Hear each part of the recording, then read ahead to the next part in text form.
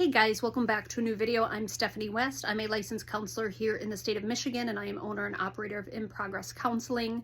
We have talked about it historically, but one of the things to invite in again today is the idea of perspective taking.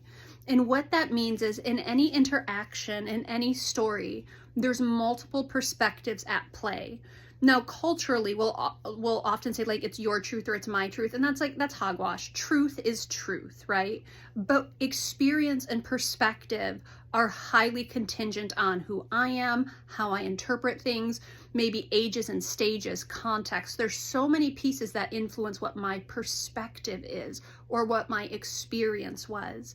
And perspective taking means that I stop in my appraisal of something and my certainty about something and my response or reaction to something, and I ponder what other perspectives also hold weight here. And that can be really difficult, but it is paramount to hold the tension of what did I experience and what did the other person experience, and how do I hold that both of those things happened. Now, how other people interpret stuff we might vehemently disagree with. But perspective taking says, how did they land there? And am I willing to at least try to understand it? Am I willing to invite in perspective? This can get really complex in relationships because this self-protection piece comes so naturally to us, where it's like, nope, you're bad for me, I'm cutting you off, you don't have access anymore.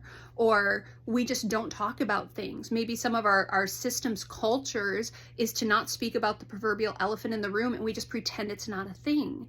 And it's like neither of those extremes are helpful, neither of them are healthful if it's something that is causing distress or it's impeding intimacy in relationship. And so we want to create space for perspective taking and for holding space for dueling perspectives. And so I was working with a client earlier today, and we're talking through the idea that when a big life rupture happened, it affected multiple other people. She's very aware of her perspective, her hurt, her pain, her point of view. And what we did today was we slowed down enough to say, how do you think your child experienced that? How old were they? What was that like for them? Why might they not understand? What might be going on that they have a different point of view here? And like at some point, it's hard to ask those questions because we're so invested in our experience. But they had an experience too. And if we can't speak into both of those things being true, how do we expect to find common ground? How do we expect to land on shared definitions? Or how do we expect to just say, hey, I agree to disagree, and I can still create space for you and love you well and, be in relationship with you? Perspective taking is so powerful. If you are in a conflict right now and there is some high distress going on, ask yourself, what might that other person be experiencing? Maybe it is a toxic relationship. I don't know. Maybe it is something where they have been kind of stubborn for years and you're on your, it's the straw that broke the camel's back. I don't know. But if it's a matter of, can we pause long enough to ponder what's going on with them? How did we land here? What might be influencing their point of view? That type of perspective taking can be relationally very protective and very enhancing. And the dissenters will say, but wait a second, why do I have to take perspective and they don't?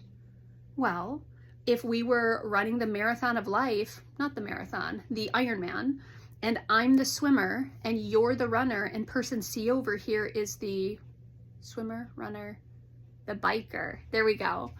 Why would I sit there and get angry that the biker is not good at the swimming, or the swimmer is not good at the running, or the runner is not good at the biking? At some point, it's like, if this is my strength, if I'm the one more capable of taking perspective, of inviting in people's experiences, what if I step in and facilitate that? Now, what that means is vulnerability. It means bravery. It means stepping towards conflict. But what if I'm capable of that? What if I can take perspective, engage empathetically, and invite other people into, hey, I have a perspective too, but first, I want to hear yours. And I want to ask the question, what was that like for you? Because that is where relationship can just start to blossom in such substantial ways. when the other person knows my perspective matters and this person's willing to hear it. And sometimes perspective taking is one of the most gracious gifts we can give to people we love.